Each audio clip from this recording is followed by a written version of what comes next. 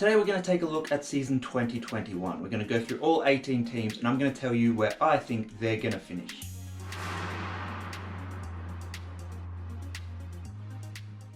I don't think anyone could have predicted just how bad a season Adelaide were going to have in season 2020. I think even if you thought they were going to drop down the ladder a bit and have not a great year, you probably didn't think it was going to go as bad as it was.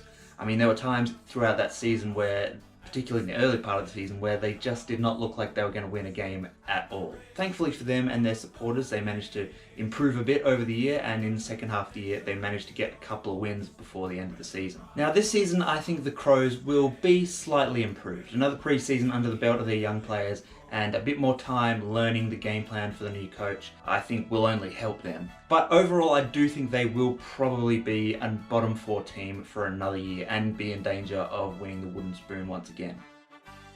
So when Brisbane lost that prelim final in 2020, I kind of had the thought go through my mind of, will this team actually be a real competitor and one that can go all the way?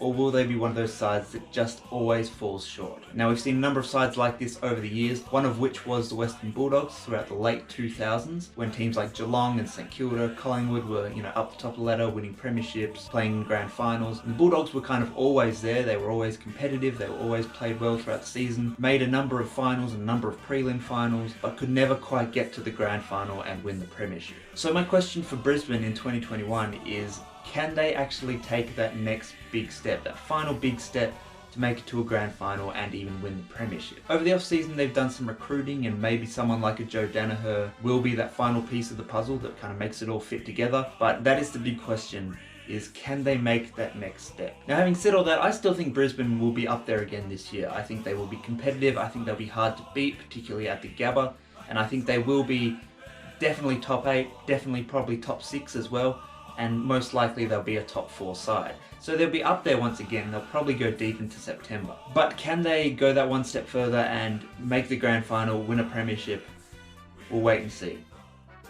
So to say Carlton have been through a long rebuild would probably be an understatement. I mean, it's been a very, very long time since Carlton have been up there and, been a real finals competitor. I think we can all agree that sacking Brett Ratton, as Carlton did all those years ago, was probably a bad decision, and we've seen with St Kilda recently that he can still coach, so I think it's probably a decision that they would regret at Carlton. But now they finally seem like they're on a track, like they're on a path, an upward trajectory. They showed some good signs throughout 2020, and they're definitely one of the up-and-coming sides. So I think this season will be the one where Carlton finally take that next step forward and maybe even make the 8. I think Carlton will probably be in that kind of 5th to 10th kind of space. I don't think they'll be quite good enough to make top 4. I mean, they might, but they're probably not quite there yet. But I think they will be good enough to compete, play finals, and they're more likely to make finals than to miss out. To be totally honest, I don't know what to expect from Collingwood in 2021. I think they've lost some talent over the off-season. They've been good for a number of seasons and been competitive, been in the mix. So does that mean, the cliff is coming ever closer for them? Are they about to have the drop-off? Or are they still there, competing and a chance to play finals and, maybe even go all the way? It's kind of the great unknown for Collingwood in 2021, at least from my perspective anyway. I think they're more likely than not to stay in the same kind of area on the ladder, to be a chance to be at least in the finals mix at the very least. I think it's more likely that Collingwood will kind of drop off and fall away and maybe miss out on finals altogether than it is that they're going to have another really good year and move into the top 4 and be a real contender for the premiership. When you talk about succession plans and one coach leaving, the new coach coming in and taking over, you kind of want your team to be in a certain place when that happens. And I think that place is you want a strong foundation built where the team looks ready to kind of springboard up the ladder and back into finals contention and back into the mix. I don't think that's where Essendon are. I think, at least based on their 2020 form, they kind of look to be a little all over the place. Now, maybe that's because they've had kind of 2 coaches delivering 2 separate messages. That can always be a bit of a confusion, and a clear message is kind of the main thing that every team needs from their coach. So maybe having John Worsfold step aside maybe might make all the difference. Just having one voice, one clear message from one coach might be the thing that makes a difference and makes Essendon much less up and down like they were in the 2020. So in a way, they're another team that we just don't know what to expect from them. I don't think that it's any guarantee that they'll be in the top 8 come season's end, and I think they're probably more likely to just be somewhere in the middle of the 8, where a couple rounds out from the end of the season there may be a mathematical chance of making it, but I think there's still just too much doubt and too much uncertainty around Essendon to be able to confidently say that they'll play finals in 2021.